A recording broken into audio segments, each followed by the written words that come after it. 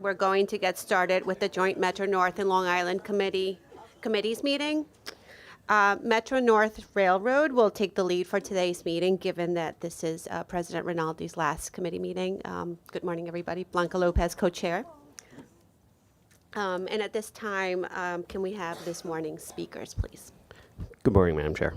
This morning we have 9 members of the public registered to speak. As a reminder, we ask all public speakers to adhere to MTA's rules of public conduct and decorum, to respect each other, to not make personal attacks, and to remain on topic.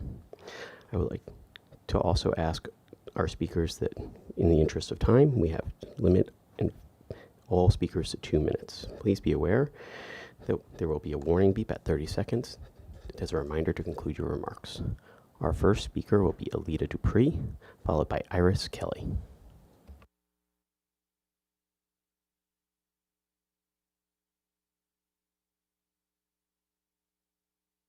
Alita Dupree, for the record, she and her with Team Folds. Going to talk about railroad today.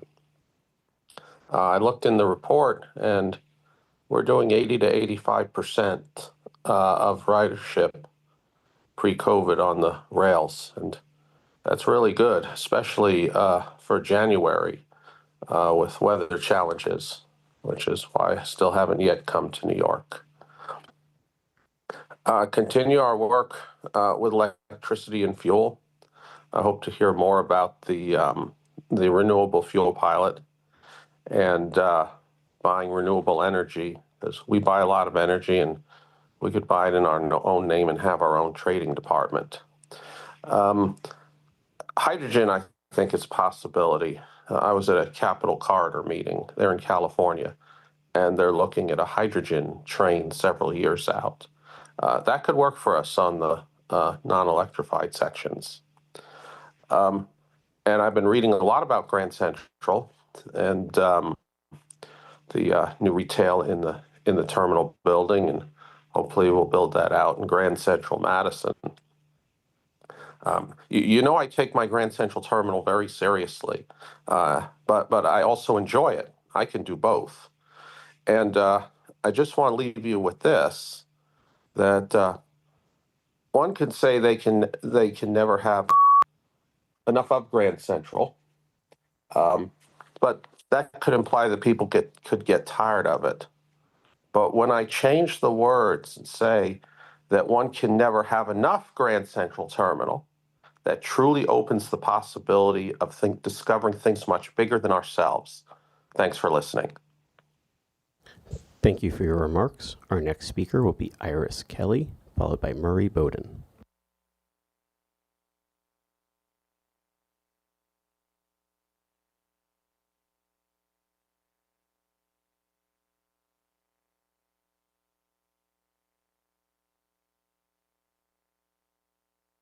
Yes. For the railroad, I'd say that last night, I give them credit. They did a good job last night getting connection between Long Island back into Brooklyn, and that's the way it should be all the time.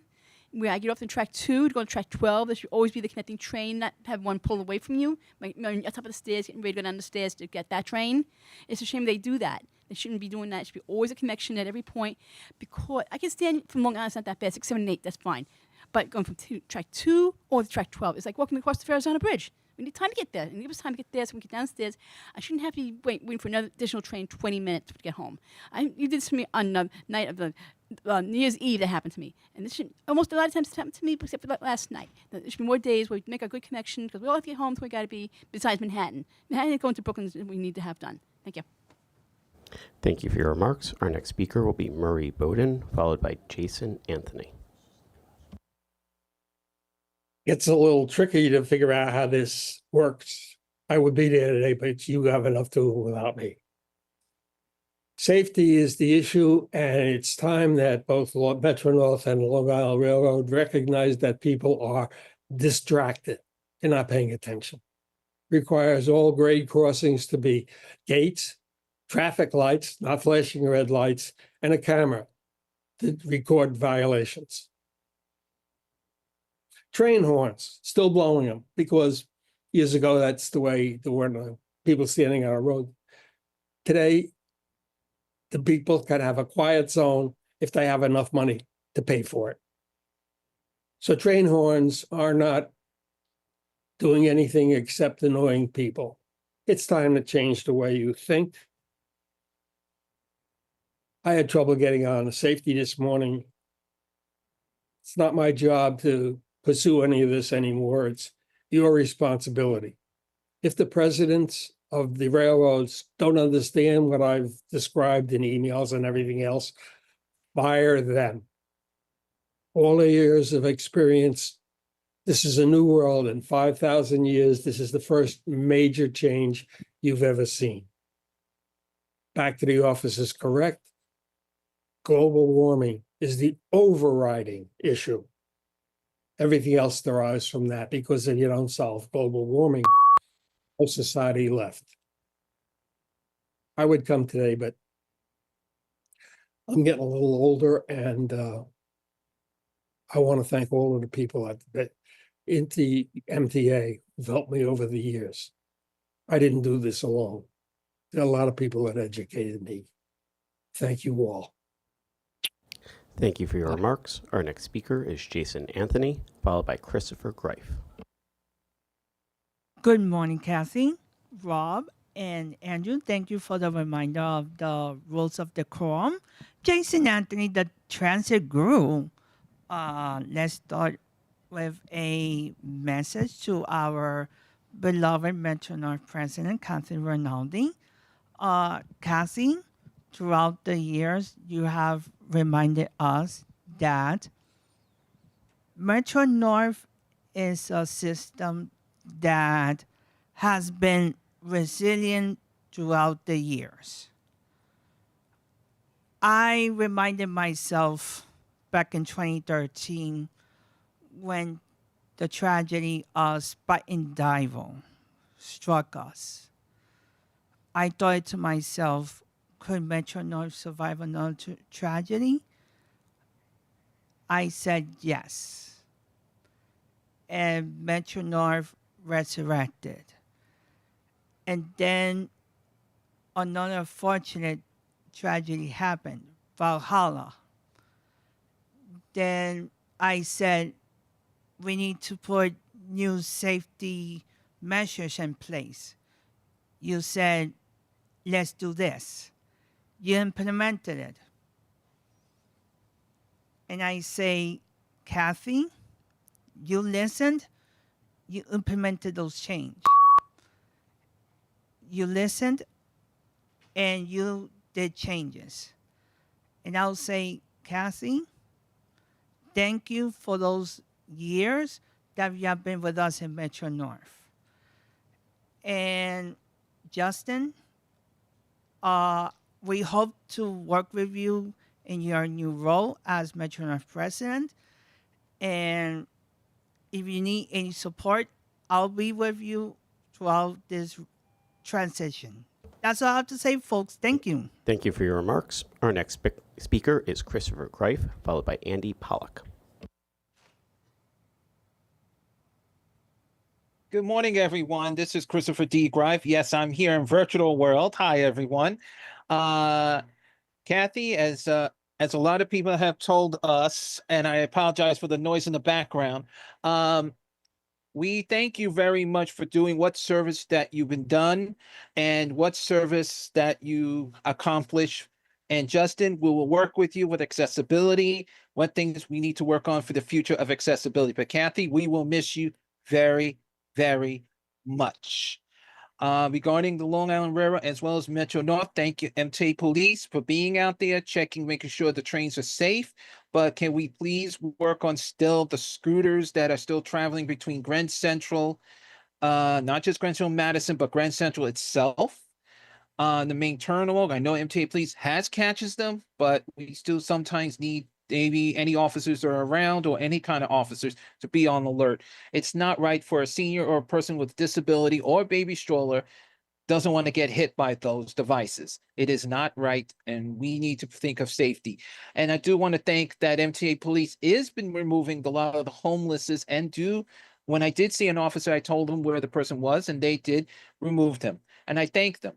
We just need to work on that and update our technology for the future for accessibility. Rise with us. Thank you, everyone. Have a great day.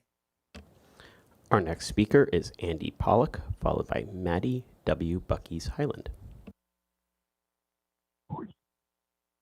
Good morning, everyone. This is Andy Pollock from Passengers United. A couple things that I like to discuss for this month. First up, congratulations to President Rinaldi on her retirement, and hopefully Passengers United will be working closely with the new Metro North President, Justin. So two other things I want to quickly discuss. Well, actually, no, three things, excuse me. First things first, the Quiet Car. Why is the Quiet Car program being eliminated? You know, there's stressful situations that people go through on a daily basis, and they prefer their peace and quiet during the one time of the day they're coming home from work or commuting back to work. So hopefully that can be reevaluated. The second thing I quickly want to mention at Penn Station, we still do not have an answer on when Dunkin' will open. Dunkin' is scheduled to open where the old McDonald's used to be inside Penn Station. So hopefully Rob can give us an answer on that today. And speaking of Long Island Railroad, one more thing. Wednesday is going to be a very historic day because the first time the MTA is going to be holding its board meeting inside Grand Central. And we're looking forward to the groundbreaking of tracks opening inside Grand Central Madison. This will be the first retail space opening inside the new Grand Central Madison. We've been waiting a very long time for this, and we're looking forward to hopefully when Jano will do the groundbreaking on Wednesday. So with that being all said, thank you very much, and I hope to be speaking later on at New York City Transit. Thank you for your remarks. Our next speaker is Maddie W. Bucky's Highland, followed by Jack Connor. Thank you, Andrew, and good morning, everybody. My name is Matty Bucky's Highland, and today I do want to wish Catherine Rinaldi the best of retirement as she served under 3 or 4 chairmen, and welcome Justin Vonishek to the new presidency. We look forward to great things to come. For on the topic tape for the Ronkonkoma line, there is some news with Amtrak that they'll be coming to Long Island from and stopping at Hicksville and Ronkonkoma. And not only that, folks, but they also plan to expand the LIRR to Long Island MacArthur Airport in the town of Islip. For that, I would like to thank County Executive Edward P. Romaine and Islip Town Supervisor Angie M. Carpenter for their work, and also to Amtrak's Chairman Anthony Kasha and its CEO Stephen Gardner. With that in mind, there could be going into the district to the Connequa School District, which has 7,000 students enrolled, and they would thank you for that, and even the town of Islip residents will thank you. So with that being said, everybody, please have a great day. God bless you, Kathy, and welcome aboard, Justin. Thank you very much. Andy, I'll send it back over to you. Thank you for your remarks. Our final speaker will be Jack Connor. Good morning. I'm Jack Connors, Research and Communications Associate at the Permanent Citizens Advisory Committee to the MTA, PCAC. First, congratulations to Metro North President Catherine Rinaldi on her well-deserved retirement. Kathy guided not one, but 2 of America's 3 largest commuter railroads through a global pandemic and oversaw Metro North's best on-time performance in its history. A truly Herculean effort. Riders earn your debt. We're thrilled to see MTA veteran Justin Vonishek taking the helm, and we wish you the best of luck. As we approach spring fare increases, PCAC continues to advocate for targeted affordability measures on the railroads, like allowing senior, disabled, and Medicare-eligible New Yorkers to use their discounts during the AM peak period, expanding family fare to include a discount for 12 to 17-year-olds, and creating a weekly city ticket with free transfers to subways and buses. The one-way city ticket is a great option for intercity riders who ride sporadically. But the cost, between $8 and $10 with a subway or bus transfer, leaves the railroads out of reach to far too many New York City riders, forcing them instead onto the slowest buses in America. The streets may be the city's purview, but railroad fares are firmly in the MTA's wheelhouse. It's time to break down old silos between agencies and make it cheaper for riders to take advantage of the fastest transit available to them. Just an hour and a half south, Philadelphia has expanded its weekly and monthly transit pass to include 22 of its regional rail stations at no additional cost. Finally, we look forward to learning more details about the railroad's upcoming M9A orders. As Metro North expands for the first time in a generation, and the LIRR's rolling stock shortage continues to strain operations, this rolling stock purchase and the $3 billion congestion pricing is bringing to the railroads has never been more crucial. Thank you. Thank you for your remarks. Madam Chair, that concludes public speakers. Thank you, Andy. And thank you to everybody who spoke today. Moving on with our agenda, the key performance metrics reports are in the book. And now we are on to the approval of the meeting minutes for the January 29th meetings. They have all been distributed to members. Are there any corrections or omissions? If not, I move to approve the meeting minutes. Is there a second? Ms. Soren, thank you. All in favor? Minutes are approved. Moving on to the approval of the 2025 work plans. Kathy, are there any changes to the Metro North work plan? There are no changes to the Metro North work plan. Thank you. Rob? Thank you. And now we go on to the agency's president's report. We will hear now from Catherine Rinaldi. Thank you so much, Chair Lopez. Before I get into my report, I did want to ask for a moment of silence this morning. This morning we got really very tragic news that MTA PD Detective Sergeant Frank Laurie had died unexpectedly over the weekend. Frank's assignment had been to the executive detail, and he and I spent an awful lot of time together when I was working out at Long Island Railroad. So this is a real tragedy for him and his family. He leaves a wife and 4 children. So if we can have a moment of silence for Frank and his family, and our deepest condolences go out to his family.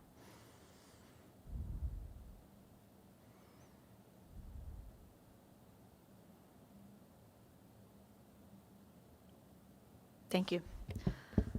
Moving on to the Metro North President's report. Metro North's January ridership continued the trend of growth over the same period in 2024.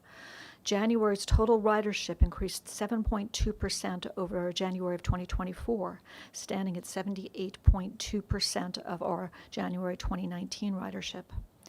Weekday ridership was 5.9% higher than January of 2024, and weekend ridership was 14.1% higher than last year, continuing the trend of robust discretionary ridership. January is usually one of the lowest ridership months of the year. As return to work trends continue and the weather improves, we're hopeful that we'll continue to see increasing weekday and discretionary ridership as we enter the spring. So rolling stock. We're making significant strides in strengthening our fleet and infrastructure, and our commitment to safe, efficient, and sustainable service is reflected in our ongoing efforts to modernize our rolling stock, incorporating innovative greener rail solutions that enhance reliability while also lowering emissions and improving performance. MTA construction and development continues to progress the Penn Access project, which will extend Metro North New Haven line service into Penn. This expansion will improve regional mobility, reduce congestion, and enhance service reliability for our customers. To support this exciting new service, we have 2 major procurements to acquire the necessary rolling stock, and we're going to be seeking your approval for these 2 items later on in this meeting. First, we're exercising an option in our contract with Siemens Mobility to acquire 13 new battery electric, also referred to as B+AC locomotives, with an option for 2 additional units. These locomotives will be an integral part of our PSA service. Siemens, an approved and experienced vendor, has already delivered the first 2 locomotives from our original base order on schedule. I'll be updating you on the status of that base order in a little while. We're very excited about the procurement of the B+AC locomotives, which is a clean and green rolling stock solution that will be a first in North America. The locomotives will draw electric power from the New Haven line's overhead catenary as they operate on the New Haven line east of New Rochelle. West of New Rochelle, the locomotives are capable of operating on catenary or battery power for the 19-mile run along the Hellgate through the Bronx and western Queens into Penn Station. In addition to the locomotive procurement, we will also be seeking board approval to issue an RFP for new coach cars. This competitive process will allow us to evaluate vendors according to multiple factors, including safety, energy efficiency, reliability, and cost effectiveness. These coach cars will ensure a modern, uniform fleet that supports our operational goals. And now for the update on the Siemens Charger dual-mode locomotives 301 and 302. These locomotives are undergoing rigorous qualification testing at the Harmon shop and across our territory. In close collaboration with Siemens Mobility, our MAV staff is conducting extensive testing and system integration to develop the necessary technical expertise for long-term maintenance and operations. This partnership is critical to ensuring safety, efficiency, and reliability as we introduce these locomotives into daily service. We look forward to providing further updates on testing, and we anticipate that these charger locomotives will enter revenue service in the second quarter of this year. As you all are aware, all of the agencies have been working diligently to achieve operating efficiencies that produce cost savings. One of the Metro North successes that I want to talk about this morning is with respect to the maintenance of our rolling stock. I'm pleased to report that our focus on operating efficiencies has yielded $50 million in cost savings in 2024. This was driven by initiatives including strategic overtime management, materials management, standard work implementation, and energy efficiency programs. One of the most promising initiatives that we launched in 2024 was the Standard Work Pilot. Standard Work is a program that establishes consistent processes, time standards, and cost parameters for inspections, maintenance, and repairs. It enhances operational stability, reduces waste, increases efficiency, and fosters job satisfaction through clear expectations and accountability, which helps to ensure a more reliable and cost-effective railroad. Through this program, we've done the following. We've standardized EMU, electric multiple unit shops, at Croton Harmon for M3 and M7 fleets. We've streamlined our M7 inspections, achieving 65 to 70% completion within the 24-hour target dwell time. We've implemented advanced data analytics to track shop performance, identify inefficiencies, and enhance resource allocations. We've strengthened shop floor communication with digital displays tracking dwell time and fleet performance, which ensures workforce alignment with our operational goals. Looking ahead to 2025, we intend to expand standard work across M3, M7, M8, M9 diesel and coach fleet inspection lines. Full fleet inspection standardization by the end of 2025, ensuring FRA compliance while at the same time improving efficiency, safety, and reliability for employees and customers alike. The hybrid car appearance shop is vital in maintaining the quality and comfort of our rolling stock, which directly contributes to our record high customer satisfaction. Our staff has been replacing the seat cushions in all diesel haul coaches, significantly improving both their appearance and passenger comfort. Our continued progress in modernizing and maintaining our fleet is a direct result of the dedication and expertise of our M&E teams, and I want to express my appreciation for their efforts in keeping this railroad moving forward. So as Alita Dupree always says, you can't get enough Grand Central Terminal, so you're going to get a lot of Grand Central Terminal this morning. So this month, every February, we proudly celebrate Grand Central Terminal's birthday. This year it's 112 years. Happy birthday, Grand Central. We're experiencing a remarkable resurgence in retail and dining with new openings and steadily increasing occupancy rates. Earlier this month, alongside MTA Chief Customer Officer Shanifa Riera, we celebrated the opening of Melba's, bringing its renowned home-style cuisine to the terminal. And we also celebrated and sampled a special selection of MTA-themed chocolates from famous chocolatier Jacques Torres, who has a shop in the Lexington Passage. These openings build on a successful 2024, which saw 14 new retailers join Grand Central's vibrant marketplace. Looking ahead to 2025, we anticipate continued growth with the introduction of Palladino's Steak and Seafood, which will be up by the taxi stand, and Sunway offering ramen, dumplings, and bao down in the dining concourse. With these additions, Grand Central Terminal is further solidifying its reputation as a premier dining destination. With Spinoza Management Group now leading retail and event management services under a contract awarded last year, we're strategically positioned to elevate the scale and variety of our hosted events.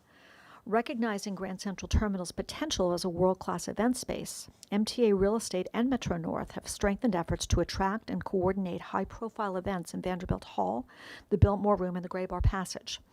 Over the past 6 months, a new cross-departmental Grand Central events team has implemented new processes and technology to streamline how we work with event producers. This has enabled us to be more nimble and responsive. We've significantly expanded Grand Central's role as a premier event space and cultural destination. A prime example of this growth was Apple TV's Severance pop-up experience on January 14th and 15th in Vanderbilt Hall. I do not watch Severance, but people tell me it's very good. It was a high-profile activation. It generated a lot of media coverage and social media engagement. It received widespread publicity with mentions on The Late Show with Stephen Colbert and features in Adweek, USA Today, Time, and the New York Post, the Washington Post, and People magazine. Building on this momentum, a Joby electric helicopter in Vanderbilt Hall was displayed to highlight the latest advancements in EV technology. If you do a year-over-year comparison with respect to events over the past couple of years and this year, 2023, we had 20 events. 2024, we had 38 events. First quarter of 2025, event volume has doubled, with large-scale activations and a 110% increase in revenue over first quarter 2024. So we're really excited about the potential here in Grand Central. You can't get enough Grand Central. Our commitment to safety and operational excellence is strengthened through our partnership with GCM downstairs. We're celebrating the second anniversary of GCM this month.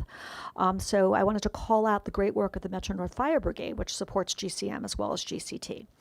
The Fire Brigade has expanded its role, ensuring 24/7 fire and life safety coverage and monitoring and emergency response across the entire GCT-GCM complex. In 2024, the Fire Brigade responded to 2,049 fire and EMS incidents in GCT and GCM combined, with an impressive average response time of 2 minutes and 15 seconds. These responsibilities now include additional fire alarm monitoring and reporting for GCM, including the Queens Tunnel and Storage Yard. Just last month, there was a rescue down at GCM. There was a retired police officer who was down at GCM who had a heart attack. The fire brigade responded and was able to bring him back. So it's a really great partnership between upstairs and downstairs that we're very proud about. Last week, I serve as the executive co-chair of MTA's Employee Resource Group, Black Employee Group for Inclusion and Networking. Begin. Shanifa is my co-executive sponsor, and we both participated in last week's Black History Month celebration centered on African Americans in labor. Anita Miller did a great job as the keynote, and it was really a terrific event. The event reinforced the strength and diversity of our workforce, emphasizing the importance of recognizing the contributions of our Black employees and fostering an inclusive and equitable future.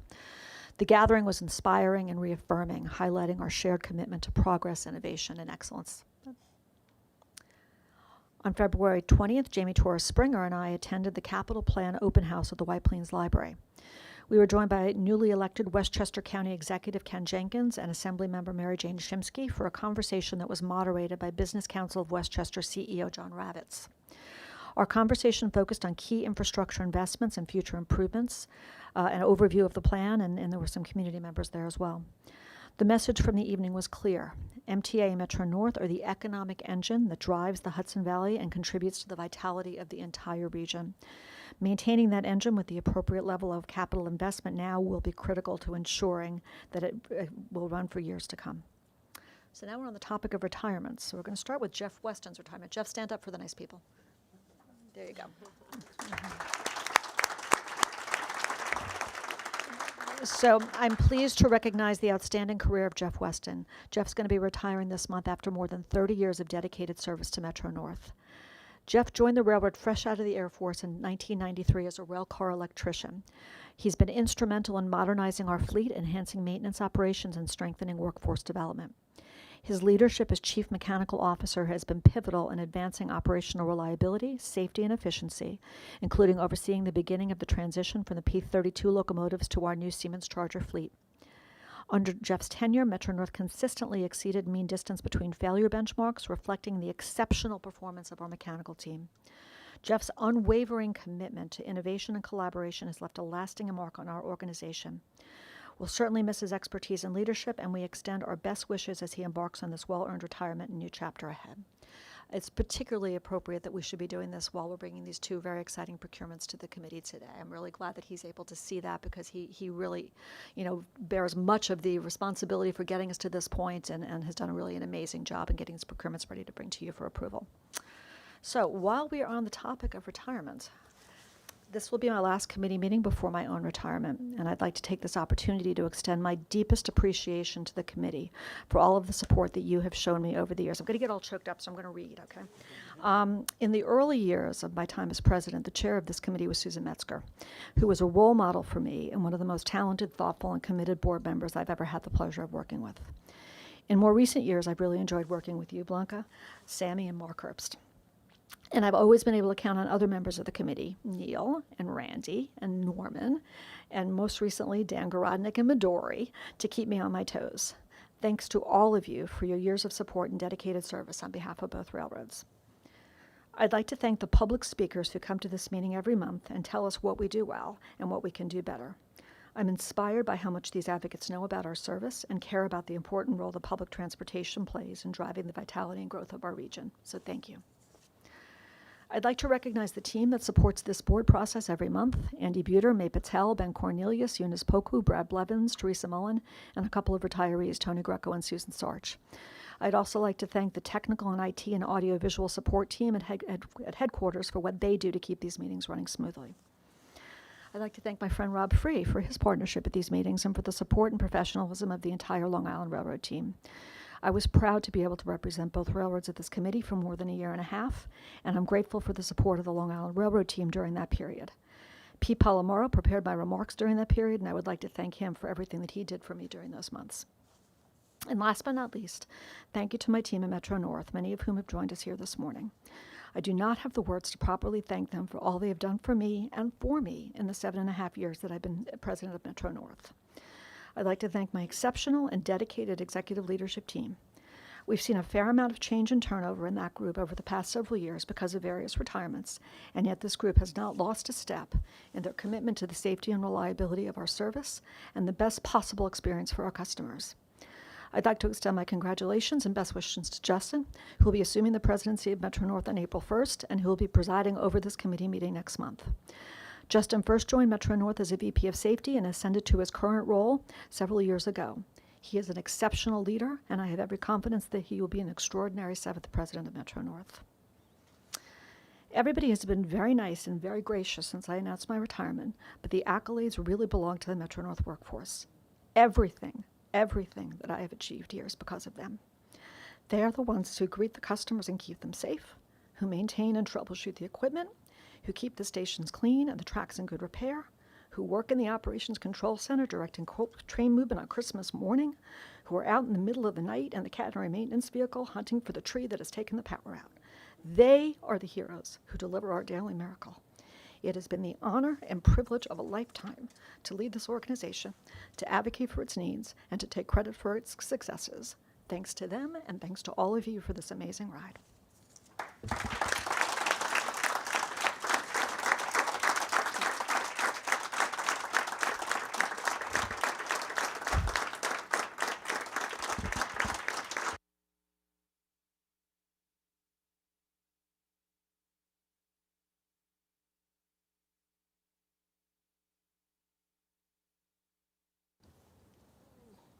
Thank you, President Rinaldi.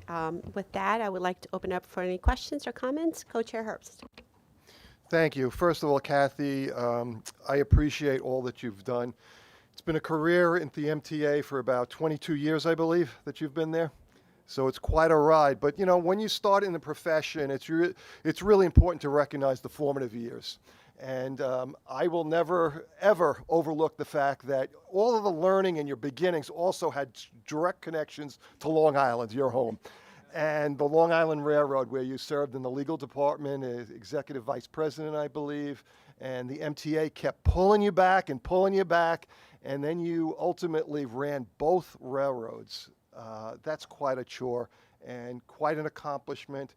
But what was most important is throughout your career, you have exemplified kindness and professionalism.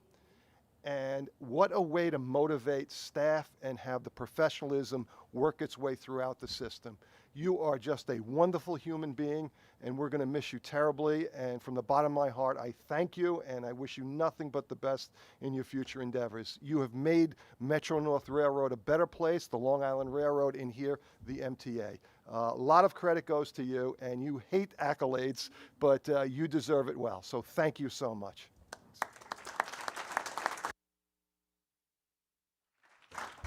Any other comments or questions? Yes, Ms. Valdivia. Hi.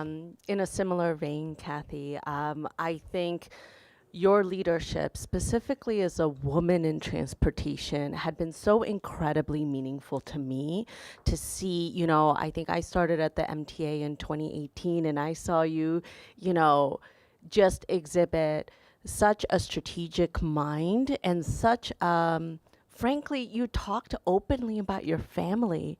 And I love that. I love that you were able to hold multiple identities within your leadership position, and I had always admired that. So, you know, from your leadership just as a human, and then your leadership as a woman in a very male-dominated field in railroads, of all places. It's been an incredible privilege to see you lead, but also not just you leading by example, but bringing other incredible leaders, emerging leaders, right to that leadership table. And it's been an honor to see that, and I hope that, you know, anybody just seeing your career and learning from you can just take that forward to pay it forward for women in our industry. So thank you so much, Kathy. Thank you.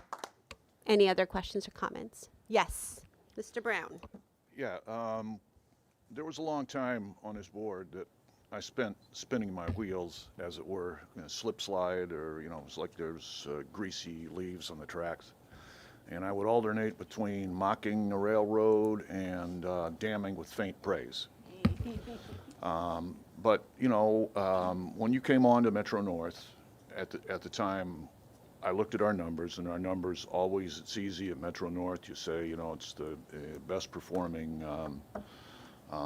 railroad in the country, and at the time it was, and I kind of said, well, let's see improve these numbers. And here, I don't forget how many years later, what is it, 8 years, 7 years later, you turn around and you did improve them. So they reach a number, especially on-time performance, that you really can't improve anymore. I keep saying that to myself, but maybe you can pass on to Justin, you know, all your tricks, which, yeah. And I do think you did bring, you know, the your perspective as a mother and a long-term railroad employee that served many different roles. I do think that served you well as president, and I wish you a long and fruitful retirement, and I kind of hope you don't work again. But on the other hand, you're very valuable to the rail industry and for transportation policy in general. And in that sense, I hope you do stay with it. But you know, congratulations, and it's a pleasure working with you. Thank you. We're just going to switch to our virtual committee member, if that's okay. Yes, I know, but Mr. Glucksman has his hand up. Oh, thank you very much. Well, I'll be with you next month. I also want to thank Kathy for her outstanding work and bringing Metro North to the level that it's at. And my best wishes to Jeff. Hope he has a happy and healthy retirement. And I texted Sue Metzger, and she was thrilled that you gave her a shout out, and she loved working with you, is what she wrote. So the best of luck to you, Kathy. Mr. Zuckerman. Thank you, Madam Chair.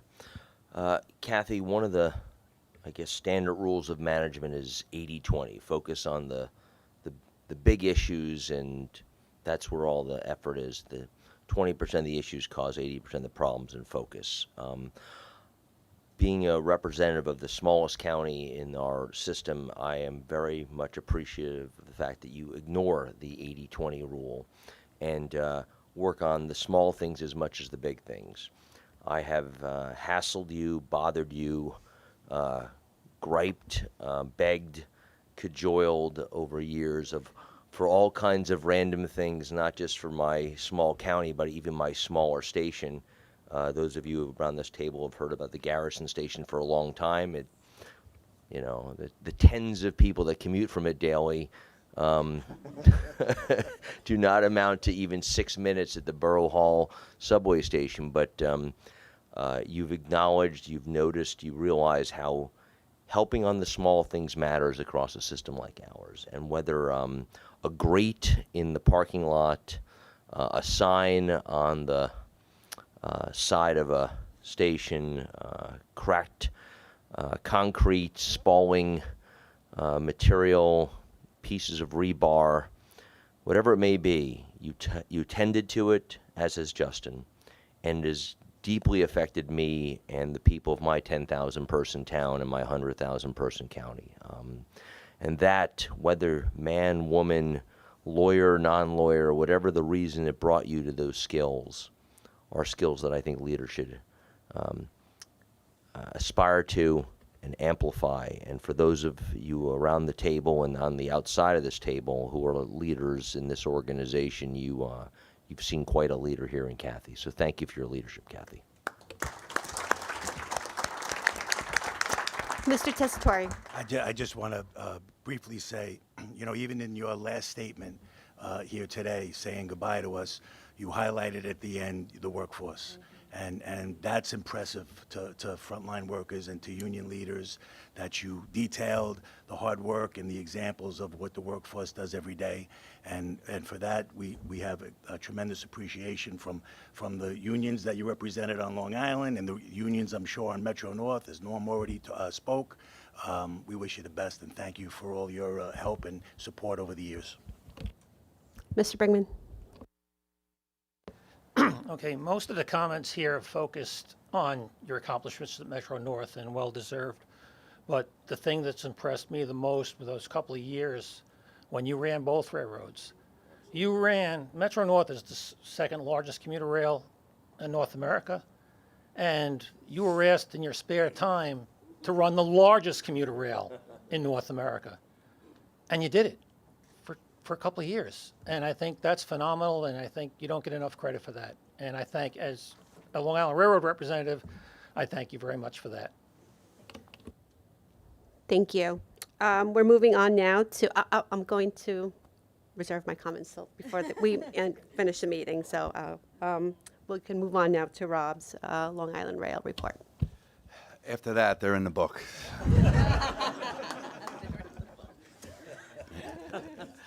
Thank you, Chair. Good morning. We continue to see increased ridership year over year at the Long Island Railroad. Total ridership for the month of January, excuse me, increased by 11.2% as compared to January of last year. That equates to 85.2% of 2019's January ridership, so really robust ridership there as well. And for monthly ticket ridership, we've seen an increase about 8.5% year over year, and non-commutation, we've seen about 11.3 increase January this year as compared to last year. And we actually broke a ridership, AM peak ridership record for Grand Central Madison, speaking of which. On February 11th, we accommodated 28,521 customers for the AM peak ridership, so very good news there. And for on-time performance, we achieved 97.1% for the month of January, which is our third highest on-time performance in recorded history, and that's inclusive of COVID as well. So good numbers there. Tom will provide a more in-depth report on operations numbers shortly. It's hard to believe we have reached the second anniversary of full service to Grand Central Madison, which began on February 27, 2023. And to celebrate this milestone, as been mentioned, we will be conducting this month's board meeting in Grand Central Madison. As you've heard many times, Grand Central Madison has transformed our operation and the service we provide. Grand Central Madison, along with other transformational projects, allowed us to increase overall service by 40% and reverse peak service by 56%, providing connectivity, resiliency, shorter commute times, and substantial travel options for our customers. We often hear from our customers telling us how Grand Central Madison is a life changer and how much they love the terminal, as proven by our latest customer satisfaction survey, where Grand Central Madison received a 95% customer satisfaction rating. To further illustrate this, the Manhattan split between Penn Station and Grand Central Madison is 60-40, as originally projected. We got there. But we do still see 59-41 split at times as well. So it's increasing ridership, as I mentioned previously, demonstrating how customers are embracing Grand Central Madison and realizing all the benefits it provides to our service. Now, this next chart, you've heard me say many times, ridership growth, particularly in the AM peak periods, we've seen substantial growth at Grand Central Madison. Now, AM peak ridership has grown at Penn Station, but not as significantly as Grand Central Madison. So this particular chart shows the average daily AM peak ridership to Grand Central Madison broken down by each month. So comparing to when it first opened to now, we've seen an 85% daily average AM peak ridership growth. That's over 10,000 average daily riders. If you want to look at March, which was a full month, the increase was 63%. So really significant numbers and really demonstrates how the customers are embracing Grand Central Madison, and it continues to grow as well. Truly a phenomenal success story. And the accolades for Grand Central Madison aren't just coming from our customers. In December, we reported how Grand Central Madison received the UNESCO Prix Versailles Award, and now Grand Central Madison received one of 14 honor awards for civil engineering achievement from the American Society of Civil Engineering. The project will be celebrated at an awards gala in October, where Grand Central Madison will be in the running to win the Society's Opal Award, the highest honor bestowed by the organization. That wasn't for me, by the way, getting there, the confetti and everything. On January 28th, I joined UBS Arena officials and New York Islanders legend Butch Goring to celebrate the 1 millionth Long Island Railroad customer to take the train to a UBS Arena event. The 1 millionth rider was actually father-son duo Steve and Michael Sosnick, who were on their way to watch the Islanders play the Colorado Avalanche. Thankfully, the Islanders won. And if what I said earlier about Grand Central Madison is not enough to show the versatility of the terminal, the Sosnicks live in Connecticut, so they first took Metro North to Grand Central and then caught a Hempstead train at Grand Central Madison to the arena. Now that's connectivity in practice. Hockey teams also continue to utilize the Long Island Railroad for UBS for their games against the Islanders. I want to thank Yanis Takos and his group sales team for coming through on these and so many other special requests throughout the year. The Long Island Railroad, along with other MTA agencies, are doing everything we can to make public transportation not only accessible to all, but convenient for all, as we are taking part in a year-long pilot of an exciting new program which uses an app to facilitate an on-demand remote video American Sign Language interpreting service, Convo Access, which was part of the 2024 Transit Tech Challenge. Convo Access is a mobile smartphone and web-based application that allows hearing-impaired users to scan a QR code, connect with a live interpreter, and chat with one of our employees about questions they may have regarding our service. It's an amazing concept, and I'm proud to say that our stations department took it a step further by equipping our roaming customer ambassadors with QR codes that hang from their necks, making it a lot more convenient for hearing-impaired customers to request assistance. 7 of our stations will be participating in this pilot. Thank you to the accessibility team and our stations group for this cutting-edge pilot.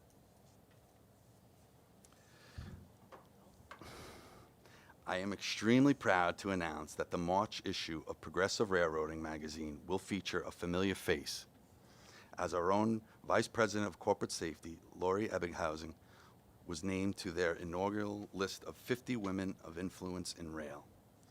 Lori has skillfully led internal and external safety efforts for our organization for many years, and the passion with which she does so is nothing short of inspiring. A big congratulations to Lori and all the nominees.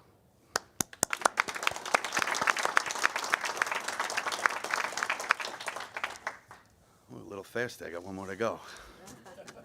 It's my turn. I first met Kathy about 17 or 18 years ago when she was general counsel at the Long Island Railroad and was immediately impressed with her professionalism. As the years have progressed and having worked with her in many capacities, I am even more impressed and have immense respect for her. Her extensive experiences and knowledge of the MTA are second to none, as she has served in so many capacities. Her loyalty and devotion to her work in the MTA should serve as an inspiration to all. It makes me think of the term old school, that mindset of appreciation, prioritizing work, and making sacrifices both professionally and personally for the betterment of the company. As I get older, these goodbyes are becoming more difficult, but as the saying goes, it's bittersweet. Kathy, I know Metro North is in your heart, but never forget you have Long Island Railroad in your blood. Thank you for everything you have given to the MTA and to me personally, and enjoy that beautiful son, your family, and life. You deserve it. That concludes my remarks, and I'll answer any questions you may have.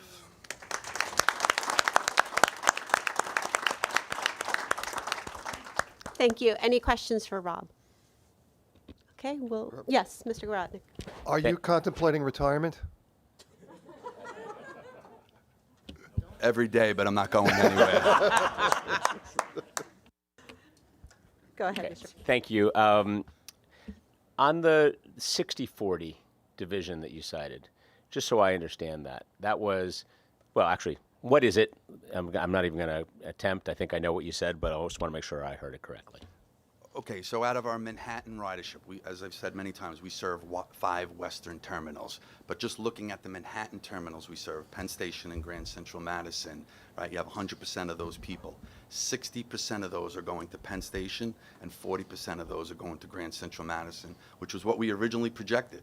It took a little time, but not much, about a year, and we got there. So Okay, good. That's what I thought. That's what I thought you were saying. And now my follow-up may not be for you. It may be for Demetrius in our next committee meeting. But the ultimate destination of the folks who are landing at Grand Central Madison, have we been able to evaluate or understand where those folks actually are going? Are they then jumping on the 4, 5, 6, or 7 train at Grand Central? Are they working at Grand Central? Like, what do we have any information as to where they actually are going? Well, I think that's one of the beauties of Grand Central Terminal and Grand Central Madison, having the ability to transfer from all these forms of transportation. I've said it, Long Island Railroad, Metro North, 2 busiest commuter railroads in North America, largest subway network, and a couple steps outside, you have the largest bus network. You know, as far as particular numbers, Demetrius would have to speak to that, but I think it's truly remarkable, the connectivity that exists within one building. Fair enough. Well, I will pose that question, and certainly as we're celebrating this week, it's the right time to do all of that. I will add, though, from what I've read, the foot traffic around the area has grown substantially, particularly after COVID. And what I've read, you know, being a Long Islander, has really, I think, doubled. It's dramatic, the increase in foot traffic from Long Island zip codes around Grand Central Terminal. So really remarkable. Okay, great, thank you. And I was a little late, so Kathy, I just also want to add my my words of thanks to you. I'm the new kid around here, but I've had the pleasure of working with you for about a year, and wanted to also recognize your obvious professionalism in public service. And it has been a pleasure over the very short time that I have had to work with you, and we'll look forward to continuing to find ways to do that. So thank you. Any other questions? If not, we'll move on to Justin's operations report. All right, thank you. Good morning, everyone. So I'm going to start with the retirements. So Kathy, I would also like to congratulate Kathy on her well-deserved retirement. As we all know, Kathy was Metro North's first female president, but her impact goes far beyond that milestone. Under her leadership, we successfully implemented PTC, and Neil knows how important that was, navigated through COVID, earned numerous safety awards, led the industry in safety programs, achieved record-setting on-time performance at MDBF, and realized $50 million in operational efficiencies, and that's just to name a few. What I will remember most about Kathy, however, is her ability to remain calm and steady in any situation. Whether it was a major weather event causing system-wide shutdowns or a Connect With Us event meeting customers, Kathy always exuded a calmness that helped guide us through the toughest situations. Personally, I have had the privilege of working under Kathy's leadership throughout her tenure as president. She has been an incredible mentor, and I've learned many valuable lessons from her. Her guidance has been instrumental in my own career, and I would not be where I am today without her. I will be forever grateful. Thank you, Kathy, for your unwavering commitment and exceptional guidance throughout your career. We wish you all the best in this new exciting chapter. All right, and then moving on to Jeff. So I would also like to take a moment to wish Jeff Weston a very happy retirement. Over the past 3 years, I've had the privilege of working closely with Jeff. And during that time, I've come to admire his unwavering commitment and vast knowledge of our equipment. His expertise has had a profound impact on the mechanical department and has helped shape the future of Metro North. Jeff's leadership will greatly be missed by everyone who had the opportunity to work with him. We all wish you nothing but the best in this exciting new chapter of your life, Jeff. Your legacy will remain a part of Metro North for years to come. Enjoy your well-earned retirement. All right, moving on to normal business.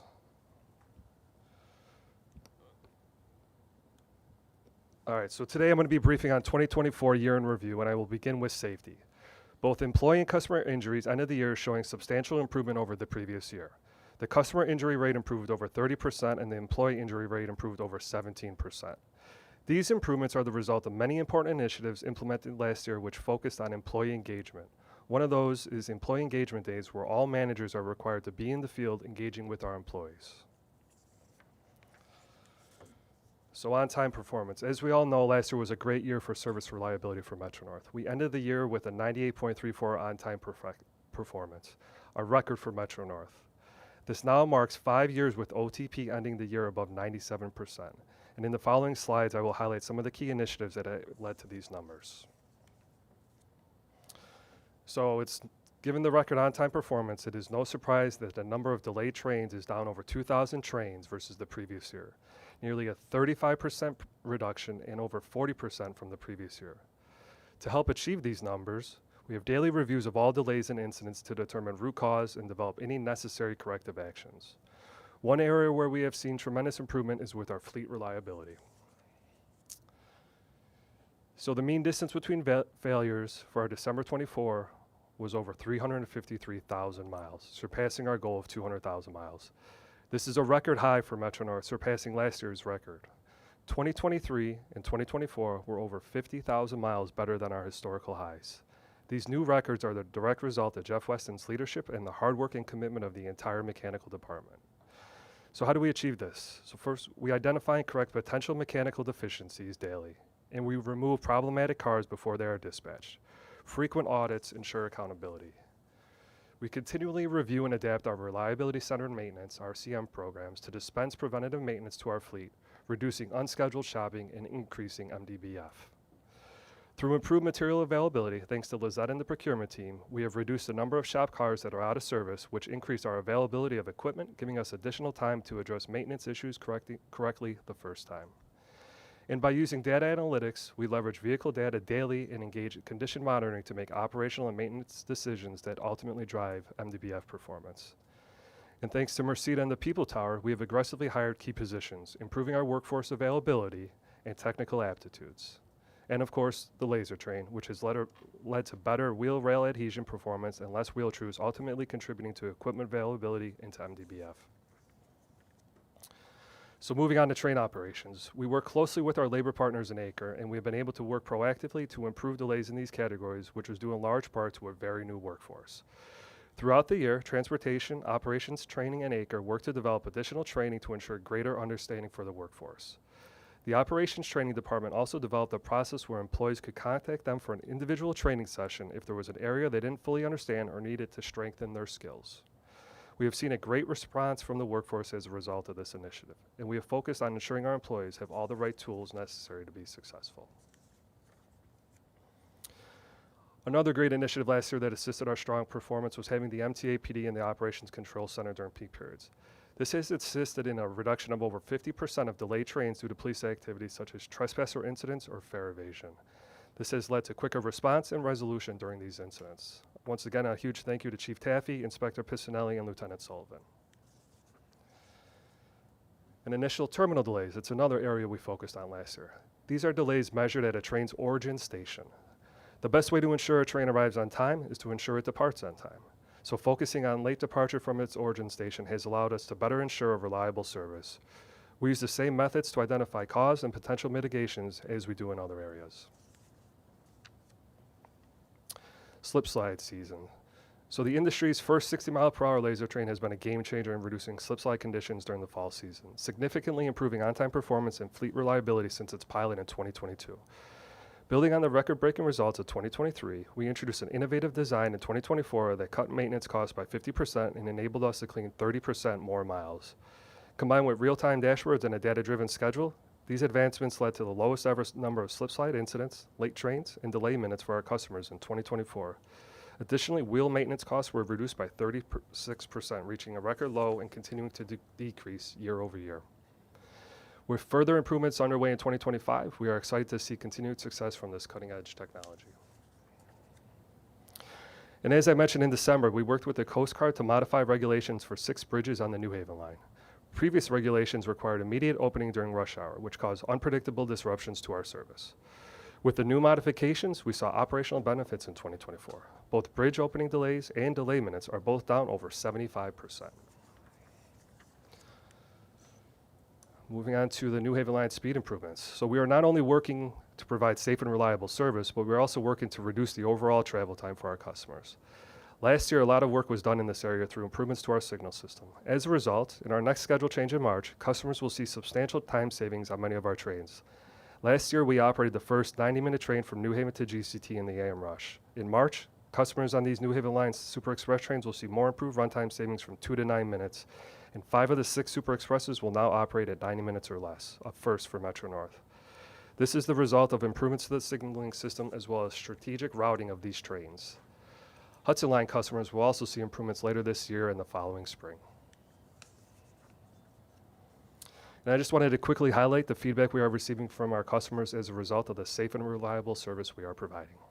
The fall survey showed an improvement on all 3 lines over the previous survey done in the spring. It is great to know that all of our employees' hard work is being recognized by our customers. And we also have a couple of award winners.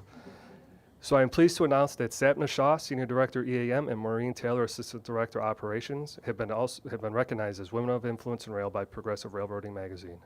This prestigious honor is part of Progressive Railroading's inaugural program to spotlight remarkable women who are shaping the future of the rail industry, and I cannot think of 2 women more deserving, except for Lori. And as the rail industry continues to work towards closing the gender gap, it is leaders like Sapna, Maureen, and Lori who are paving the way for future generations. And finally, our newest heritage locomotive, the 222, which commemorates the New York, New Haven, and Hartford Railroad. I would like to express my deepest gratitude to everyone who worked on this remarkable locomotive, a true tribute to the rich history of the New Haven Line. A special thanks to the Stanford Heavy Shop, North White Plains Freight and Paint Shop, and the Harmon Diesel Shop. Their exceptional efforts in restoring this locomotive have not only preserved a piece of history, but also introduced a surprise addition to our Heritage Series, enriching the experience for our employees and customers. That concludes my remarks, unless there's any questions. Thank you, Justin. Mr. Zuckerman. Well, first of all, Justin, congratulations on this elevation. It's well-deserved. I remember when you joined us as our safety lead, and I didn't realize how incredible you were going to be, but you've moved up through the ranks. You've proven your mettle, and we're thrilled. As sad as we are to say goodbye to Kathy, we're thrilled that she's coached you, trained you, and anointed you. So thank you very much for that. I have a specific question. You went very quickly through, and maybe we can just go back when you were talking about the Super Express, and you were describing the time, and then you said in the coming months we'll see this on the Hudson Line. Can you just, without giving away anything that you don't feel comfortable yet sharing, because maybe it's still in development, can you just, what is going to happen? Yeah, so we have a similar setup on the Hudson Line. So just an overview of the Super Express is on New Haven Line. They essentially make 3 stops and then express into the city. We have the same thing out of Poughkeepsie. So right now those trains are in the 95 to 97 range. So we're working to follow the same pattern and get them 90 or less per the governor's initiative. Correct. Correct. Any other questions? If not, we're moving forward with Tom Cullis. Thank you. Good morning, Madam Chair, and good morning, everyone. And Kathy, congratulations on your retirement, and Jeff, you as well. Total on-time performance for the month of January, as Rob mentioned, was 97.1%, above our goal of 94%. For the month of January, all 12 branches operated at or above goal. For major events, which result in 10 or more late trains, there were 10 incidents for the month of January. The most significant event occurred on January 8th when there was a broken rail near East New York. This event resulted in 37 delays, negatively impacting on-time performance by 0.1%. For our fleet performance, the MDBF for the month of December was 159,029 miles, above goal of 150,000 miles. And MDBF for 2024 was 163,564 miles, also above goal of 150,000 miles. For service delivery, we completed 99.7% of our trips for the month of January. For upcoming work that will impact service on the weekends of March 1st and 2nd, March 8th and 9th, March 15th and 16th, and March 22nd and 23rd, both tracks will be out of service between Deer Park and Ronkonkoma for switch and signal work in the vicinity of Ronkonkoma and various piggybacking activities on the branch. Trains will terminate and originate at Deer Park on an hourly basis, and buses will replace trains at Brentwood, Central Islip, and Ronkonkoma, and additionally from Ronkonkoma to Greenport for 48 hours. On Monday, March 17th, the Long Island Railroad will operate 2 additional westbound trains from both the Ronkonkoma and Babylon branches to New York City for the St. Patrick's Day Parade. And there will also be an alcohol ban on Long Island Railroad trains enforced by the MTA PD from 12 p.m. Sunday, March 16th through 5 a.m. Tuesday, March 18th. Please check the website and train time app for updated schedules. And now I'll move on to the year in review. The year in review will highlight on-time performance, ridership, fleet information, and infrastructure. And for OTP, I'm going to cover year-over-year statistics, major incidents, and additional service. So Long Island Railroad operations had a brilliant 2024. Our yearly on-time performance was 95.65%, above our goal of 94%. I'd also like to emphasize that the 95.65% was our highest yearly OTP outside of COVID, and we also surpassed our OTP goal each month in 2024, which is the first time that's ever happened apart from the pandemic. Our teams made systematic schedule changes and other service enhancements to improve the operation and the customer experience. Our on-time performance improved in all 4 reportable categories compared to 2023. The AM peak increased by 2.3%. The PM peak increased by 3%, the off-peak increased by 1.3%, and the overall OTP increased by 1.7%.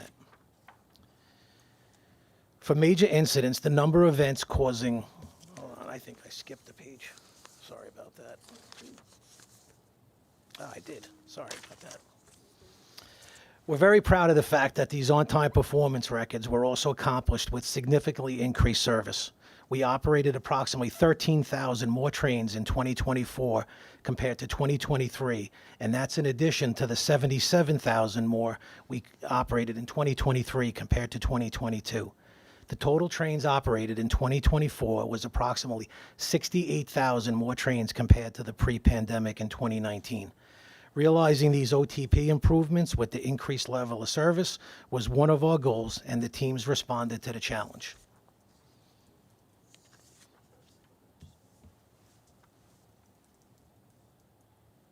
You can go one more, Hector. Thank you. The number of major events causing 10 or more late trains decreased by 67 occurrences in 2024 compared to 2023 for a significant 32% reduction. Not only did we see a reduction in major events, but we also saw a 17% reduction in train delays greater than 15 minutes that traditionally occur with major events. These decreases dramatically improved the customer experience with respect to train delays. Our operations teams have established preventative processes and procedures to reduce the number of major incidents. For example, our engineering team performs component inspections and provides staff at key locations during track outages, which help protect the operation and reduce the potential for delays. The 3 most significant events we had in 2024 were the result of the loss of air pressure at Jamaica on December 13th and 2 snow and ice weather events in mid-January. Our service delivery remained strong throughout the year, and we finished 2024 at a total of 99.6%. Our lowest service delivery month percentages were 2024 occurred in January and February and were a result of an incident with Reckley Drawbridge near Long Beach and an incident involving down wires fouling the tracks near East New York. Our engineering, transportation, and mechanical teams worked together after the East New York incident to inspect the tunnels using various sets of equipment to ensure there were no clearance issues and verify that appropriate procedures were in place to prevent future incidents. For ridership, I'm going to cover year-over-year numbers, area events, our vehicle capacity, and the LIRR care program. Long Island Railroad ridership growth is occurring both during the traditional peak hours and in the off-peak, with weekends surpassing 2019 pre-COVID numbers. We saw a steady increase in ridership each month of 2024 compared to 2023, which is a direct result of the enhanced service we deliver from all branches to 2 major terminals in Manhattan, providing more options for our customers. In 2024, total ridership increased by 15.7% from 65.2 million customers in 2023 to 75.5 million, which represents nearly 83% of 2019's ridership. Weekend ridership increased by 16.7% from 10.8 million in 2023 to 12.6 million in 2024. We look forward to seeing those trends continue. For area events, we've provided reliable service to 76 more events in 2024 than we did in 2023. That includes the 2024 T20 International Cricket World Cup held in Eisenhower Park, the U.S. Tennis Open at Flushing Meadows, the Mets playoff run at Citi Field, the Knicks playoff run, along with many other events at MSG, UBS, Citi Field, Barclays, and Forest Hills. It's important to recognize that 3 of these venues are at intermediate stations on our busiest branches, which has the potential to impact service. The Long Island Railroad operations team work closely with these venues, event sponsors, local municipalities, to ensure we provide the appropriate level of service based on the expected attendance and direction of travel. Our service planning group utilizes loadway data and information from a dashboard created by John Kaufman's strategic initiative team to help identify and evaluate trains over 90% of capacity, so our teams can assign the appropriate number of cars for our trains to keep those occurrences to a minimum. To put things in perspective, we operated 316,280 total trains in 2024, and only 1,116 trains were over 90% VC. And we operated 76,068 peak trains, and only 874 trains were over 90% VC. And those were a result of the additional customers using our reliable service to events like the U.S. Tennis Open, Mets games, Islander games, and Forest Hills events.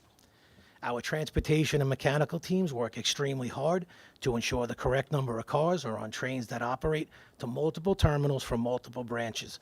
This is no small feat when you consider that we're not able to operate with locked equipment cycles. Rob and the executive team are extremely focused on ensuring the railroad provides the best possible service, and the Long Island Railroad Care Program is part of that vision. In 2024, we enhanced the program's communications approach through social media, additional onboard train and station announcements, and we worked closely with our employees to ensure they were properly trained and prepared to help customers when we're asked for assistance.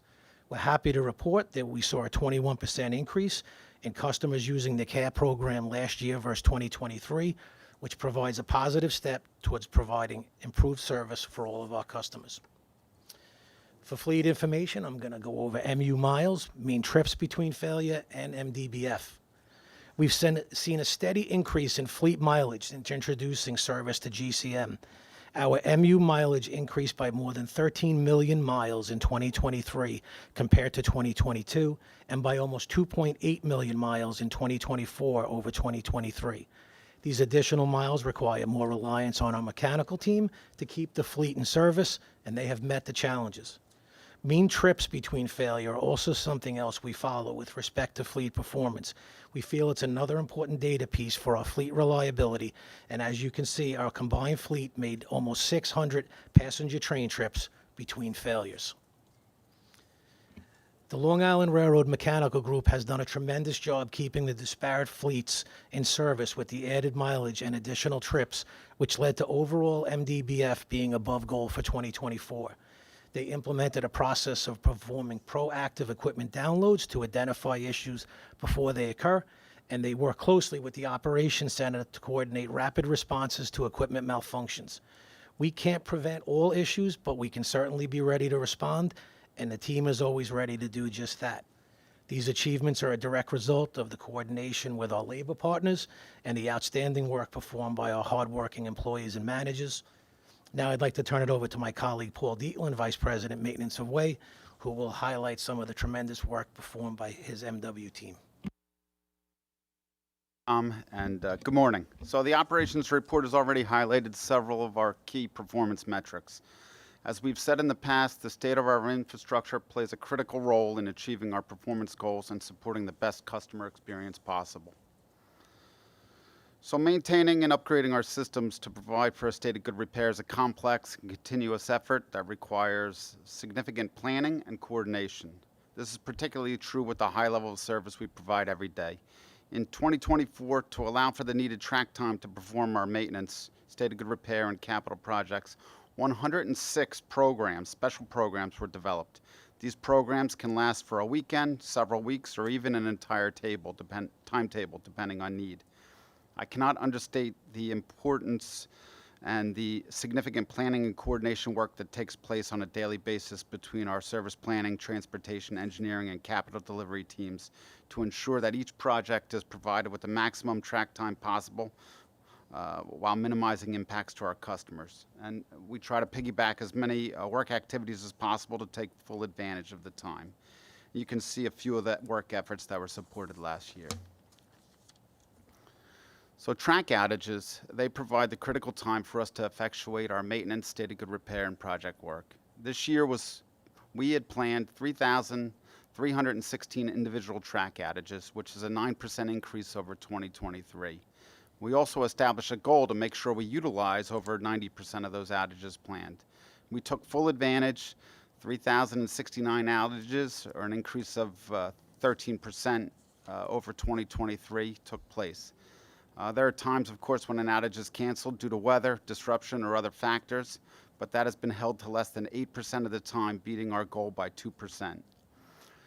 To add some context, the effort includes multi-department weekly, bi-weekly, monthly, and quarterly track outage planning meetings, in addition to day-to-day analysis and review that goes on.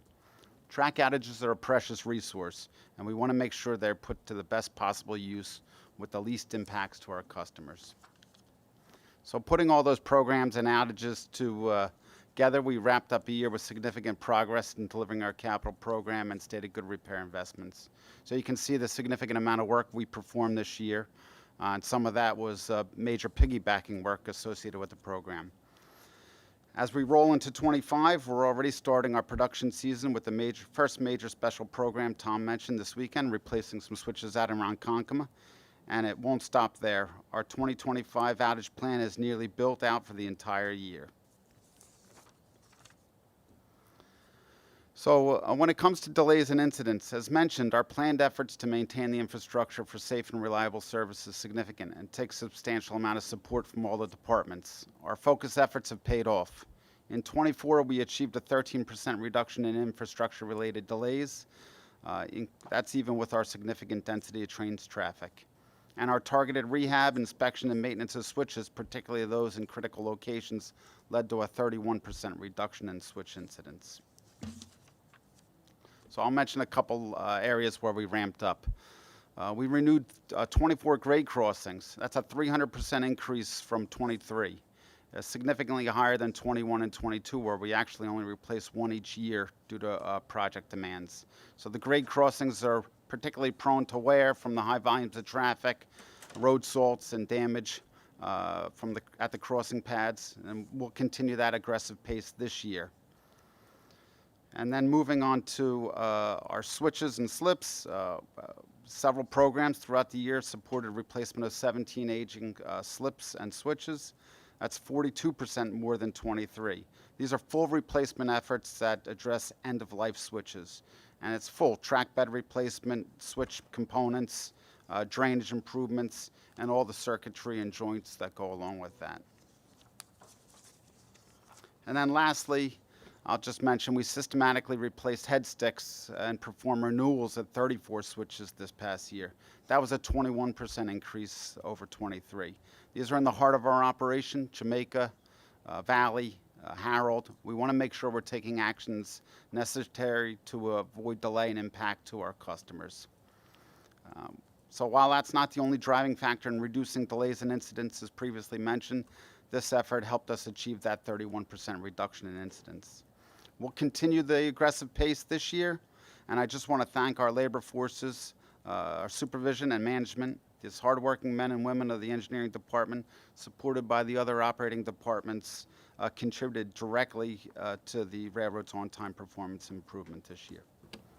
Thank you, Tom and Paul, for your reports. Moving on to safety, if that's okay, if Shelley and Lori can give their respective reports. Thank you. All right. Good morning. Metro North Safety Report can be found on page 30 of the Performance Metrics book, and Justin reviewed Metro North's positive safety performance in 2024 compared to 2023 for customers and employees. And additionally, Kathy reviewed a few accomplishments of the Metro North Emergency Response and Fire Safety Team, particularly the GCT Fire Brigade. I just want to note that additional accomplishments of all the safety teams are in the Safety and Security Committee book this month. But I wanted to take a minute to talk about a few of the steps that Metro North takes or continues to take to drive down employee incidents and injuries. So the Office of System Safety continues to investigate each incident that occurs in partnership with operations. And depending on the specific incident, those investigations could include interviews, site inspections, equipment inspections, procedural reviews. The focus is on finding the root causes and contributing factors. We can identify those and identify appropriate corrective actions to prevent recurrence. System safety and the operating departments also meet bi-weekly throughout the year to review selected cases in depth. And information is shared with operations training for incorporation in course materials. So that's just a high-level overview, but it speaks to the level of effort that system safety and operations put towards safety improvements every single day. And before I conclude my remarks, I also want to add my congratulations to Kathy on her retirement. We started working together at headquarters many years ago, and I want to thank you for all that I've learned from you over the years and for your leadership. It's been an honor and pleasure to work with you and for you. And I also want to extend my congratulations to Justin. Should I call you President-elect? And on becoming Metro North's next president. So thank you. That concludes my remarks, unless there are questions for me. Thank you. Lori? Good morning. So I want to congratulate my colleagues in operations and maintenance of WAVE for the historic achievements of last year. And I want to couple that with an emphasis that Rob Free always places on the value of safety when we're running operations. It doesn't happen without that focus. We achieved a remarkable 30% reduction in our customer reportable injury rate year over year last year, and couple that with an 8% reduction in employee lost time injuries. So I want to thank the operating and maintenance away departments, and of course our labor partners. That does not happen with the level of without the level of employee engagement and focus on safety across all dimensions there. I also want to remark on the decrease in broken gates. We had a 27% decrease in broken gates last year, coupled with an increase of over 26% in our tracks program.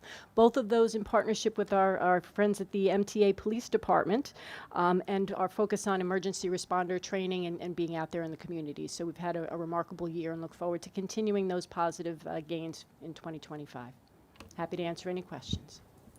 Any questions? Thank you, Lori. We'll move on to Chief Taffy and his MTA police report.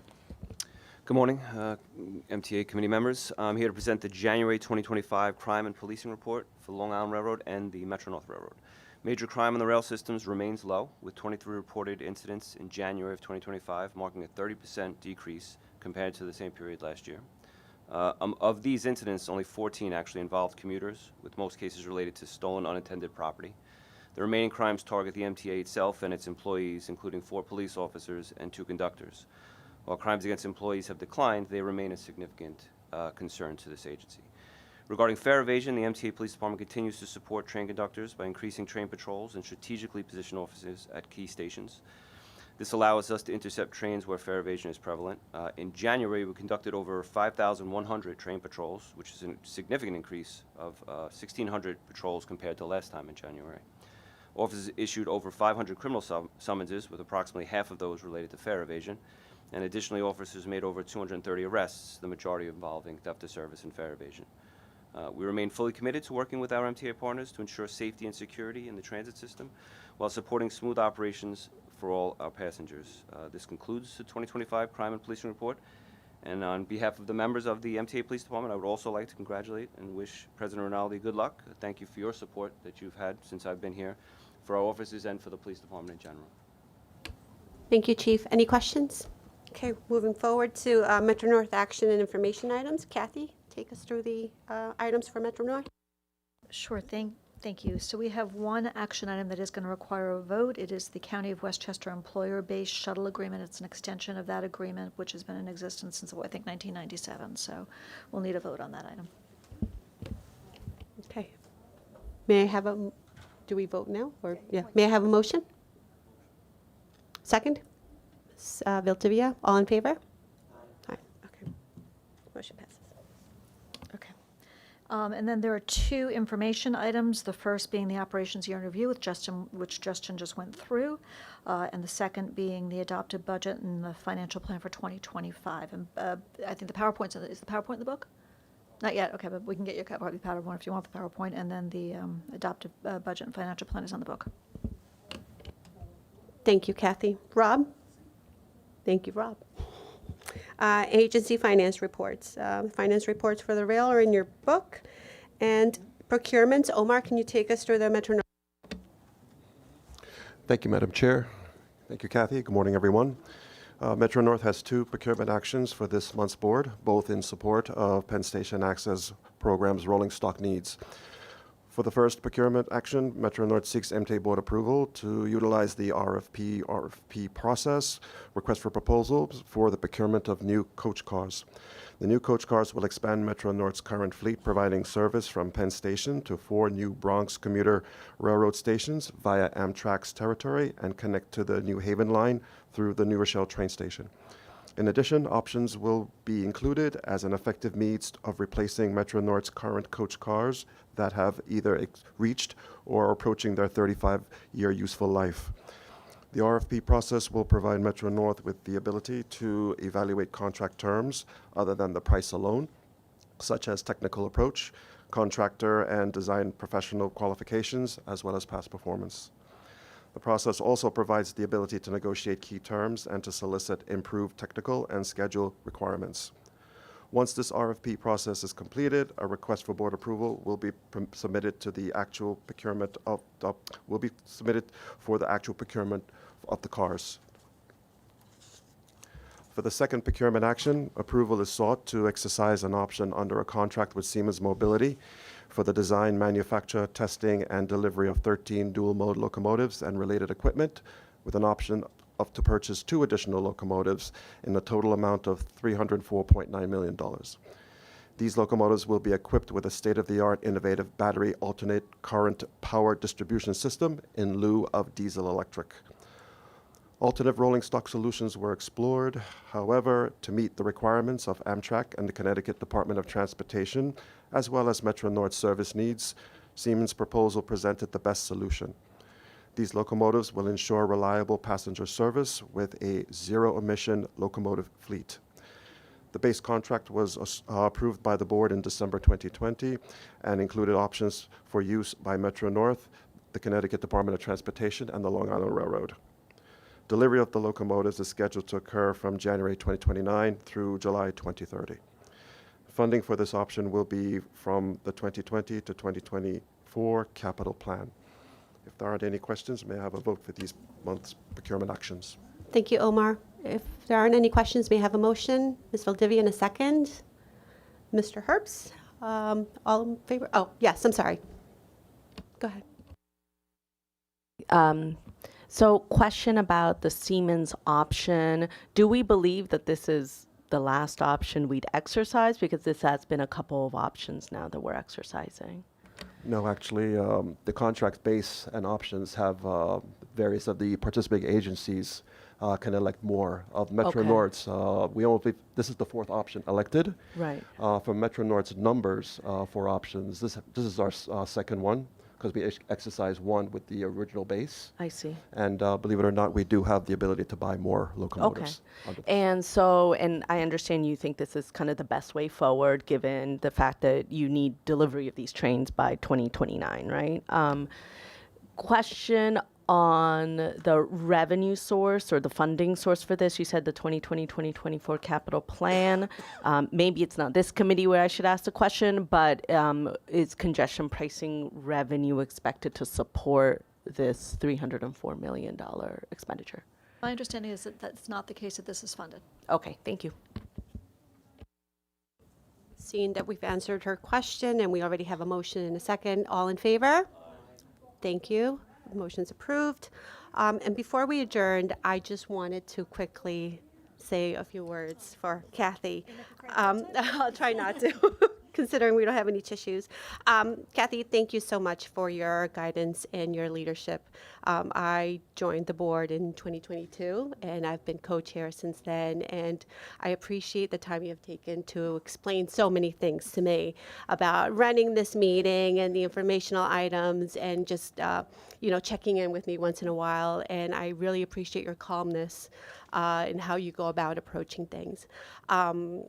You're leaving this Metro North in such a high line. We have high ridership rates and high expectations and best on-time performance. And I know that Justin's leadership in the future will continue on that note. But thank you. Thank you for everything. And before we adjourn, we have a little something for you that we bought from Grand Central Market. It's just a little houseplant for you to remember us by. So much. And a card, but I'm going to steal this because Mr. Gorotnik needs to sign the card. And with that, we want to take a motion to adjourn. Thank you. Thank you, everybody. Thank you.